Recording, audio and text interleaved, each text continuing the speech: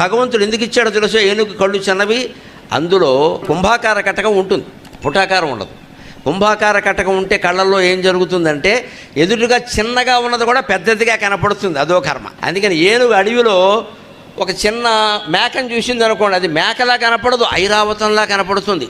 అమ్మో ఇది నాకంటే పెద్దది అని వెళ్ళిపోతుంది. అలా కనపడలేదు అనుకో, ఓ తొక్కు తొక్కేస్తుంది. అలా ఏనుగు ఏ జంతువుని చంపకుండా ఉండడానికి భగవంతుడు ఏనుగుకి అటువంటి కళ్ళు ఇచ్చాడు. భగవంతుడు ఉన్నాడు అనడానికి ఇంతకంటే ఏం చెప్పక్కర్లేదు. ఏ మనిషికి, ఏ జంతువుకి, ఎవరికి ఏం అవసరమో అది ఇచ్చేశాడు. తల్లి కడుపులో బిడ్డ పడగానే తల్లికి పాలు చేపుతున్నాయండి. ఎంత ఆశ్చర్యకరమైన విషయం ఇది. అంటే పుట్టిన బిడ్డకి 2 సంవత్సరాల పాటు గ్యారంటీ ఇచ్చాడు దేవుడు. ఇంతకంటే దేవుడు ఉన్నాడనడానికి రుజువు ఏమైనా కావాలా? ఇలా గర్భం ధరించగానే పాలు చేపడం ఏమిటండి, బిడ్డ పుట్టగానే పాలు ఇవ్వడం ఏమిటండి, ఎక్కడి నుంచి వస్తున్నాయి? పైగా పుట్టిన బిడ్డకి ముర్రు పాలు అంటారు. అంతకంటే ఆరోగ్యకరమైన పదార్థమే లేదండి. శరీర నిర్మాణంలోనే సహజంగా జరిగిపోతుంది.